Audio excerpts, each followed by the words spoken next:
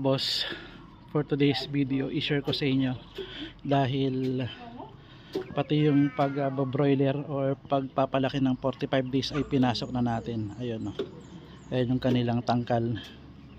So meron tayong alaga na 9 na 22 days old na, and merong 1 week old ng mga sisiyo.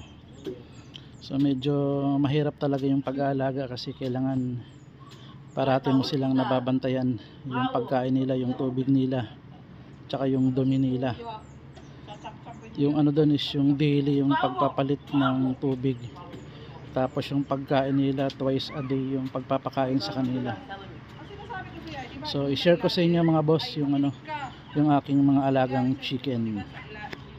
So ito yung aking tangkal, parang yung laki na ito wala pang 1 square meter yata ito, or almost. Ayan. Gawa lang namin siya, gawa lang sa kawayan. Tapos dahil sobrang init dito, ay naglagay ako ng ano, ng katawan ng saging at saka ng dahon. So tara, silipin natin yung aking mga alaga. So sineparate ko sila. Ito 22 days na to sila. Actually dapat 11 pieces to sila, pero dahil may dalawang mortality, pero at least namatay sila, eh ano pa, 3 days old pa lang yata yun. So ito na lang yung natira dun sa 11 kasi 10 plus 1 yan. Yan sila. So wala akong idea kung ganito rin ba kalaki yung 22 days old sa inyo. Basta ganito siya. Meron lang bansot sa kanilang dalawa. Parang yun talaga, makikita mong parang kulang talaga. Kulang sa araw. Ayan, pero lumalagpas na to sila ng ano, yung iba rito lumalagpas na ng kalahating kilo yata. Pero kasi yung mga napapanood ko, pag mga nasa 22 days, almost mag 1 kilo na. So pa-comment na lang kung ganito rin ba sa inyo, mga nasa half kilo lang tong iba rito. Ito lang yata yung pinakamalaki. Wala akong timbangan, hindi ko sila matitimbang. So sineparate ko sila dahil meron silang naapakang dalawang sisiyo ko.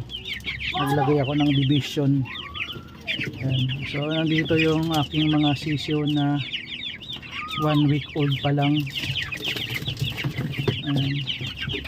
So dapat 22 to, 22 namatay yung dalawa. So ano na lang sila, 20 na lang. So sana hindi madagdagan, pero meron kasi akong napansin na matamlay. May napansin akong matamlay and then parang pilay. Pero medyo nilakasan ko yung ano, yung dextrose powder nila, medyo dinamihan ko.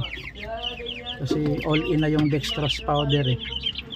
May panglaban sa init, ulan, stress, vitamins na rin. So ayan, 1 week old. So hoping na ano, pagdating nila ng 10, medyo malalaki na rin. Hindi ko alam, parang bansot din tong mga to. 45 days kaya tong mga nabili ko na to. Tagal magsipaglakihan. So ayun lang mga boss, pati pagbo-broiler ginawa na natin. Nag-alaga na tayo. Medyo malaki naman kasi tong area na to, kabilang warehouse namin. So dito ko sila inalagaan. Ang problema, sobrang init lang talaga dito. So sana makaano tayo, makatubo tayo dito pag naibenta natin. Yan lang mga boss, maraming salamat.